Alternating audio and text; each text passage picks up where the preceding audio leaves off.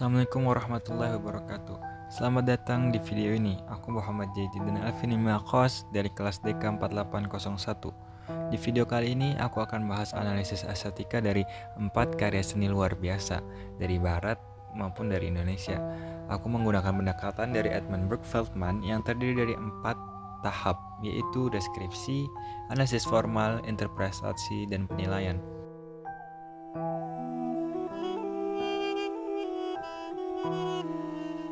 Penjelasan singkat teori Edmund Burke Feldman. Edmund Burke Feldman adalah seorang ahli estetika dan pendidikan seni dari Amerika Serikat. Ia menyusun 4 langkah utama dalam mengapresiasi karya seni yang bisa digunakan oleh siapapun, baik seniman, pengamat, maupun pelajar seni. 4 tahap tersebut yang sudah kita sebutkan tadi itu ada deskripsi, analisis formal, interpretasi, dan penilaian. Deskripsi itu mengamati dan menjelaskan secara objektif apa yang terlihat di dalam karya seni tanpa penilaian pribadi. Kemudian analisis formal mengkaji unsur-unsur visual seperti warna, garis, bentuk, tekstur, ruang, dan komposisi yang digunakan oleh seniman di dalam karya tersebut. Bagaimana dia menggunakan teknik lukis untuk menghasilkan karya lukisan tersebut.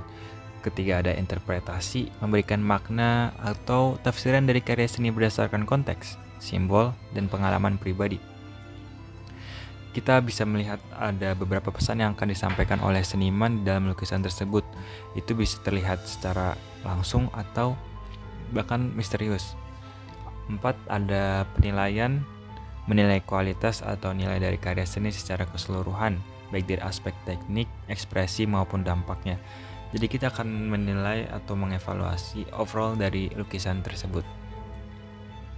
Melalui pendekatan ini, kita bisa memahami karya seni tidak hanya dari segi visual, tapi juga dari sisi makna dan nilai estetikanya.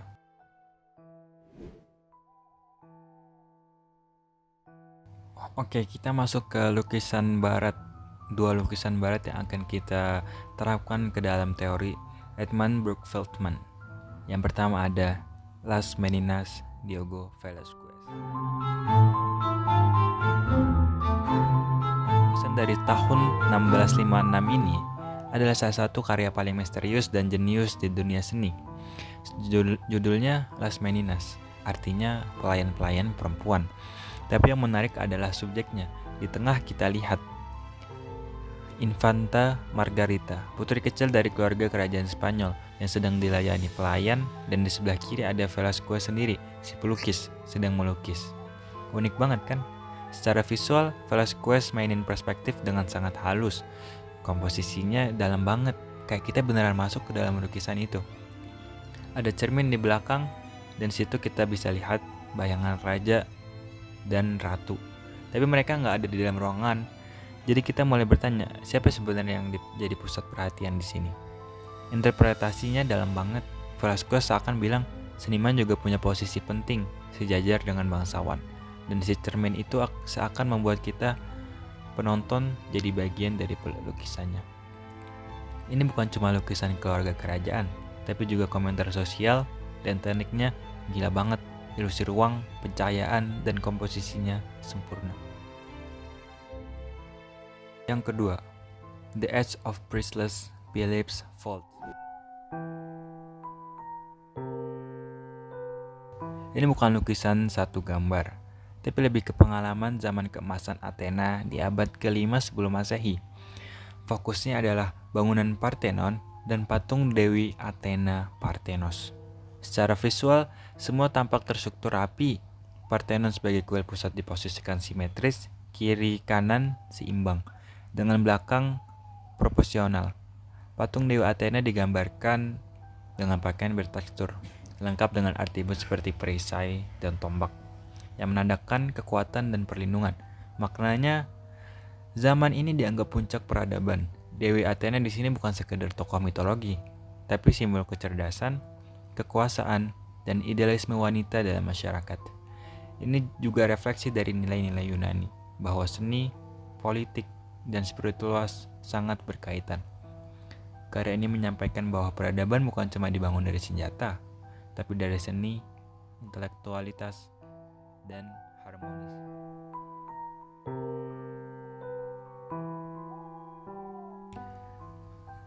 Itu adalah dua lukisan dari barat yang sudah kita terapkan di dalam teori Edmund Burke Feldman. Ini kemudian kita akan masuk ke dalam dua lukisan dari Indonesia. Yang pertama ada Badai Pasti Berlalu, Avandi.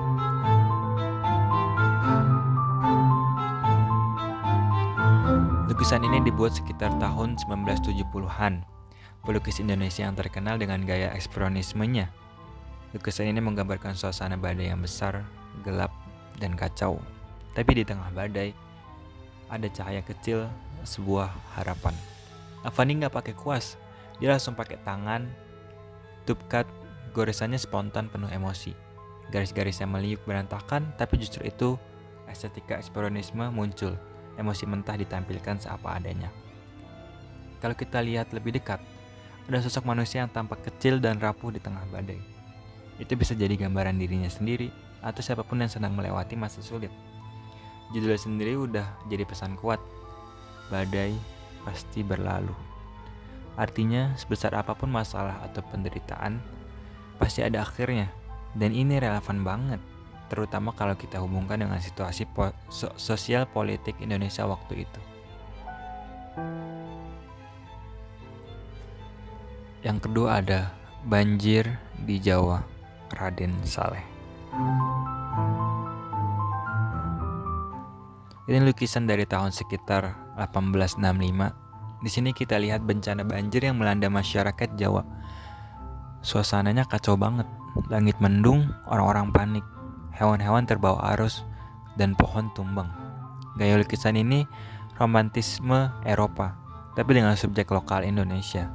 Tekniknya realistik banget, penempatan elemen bertumpuk dari depan sampai belakang, bikin kedalaman visualnya terasa dramatis.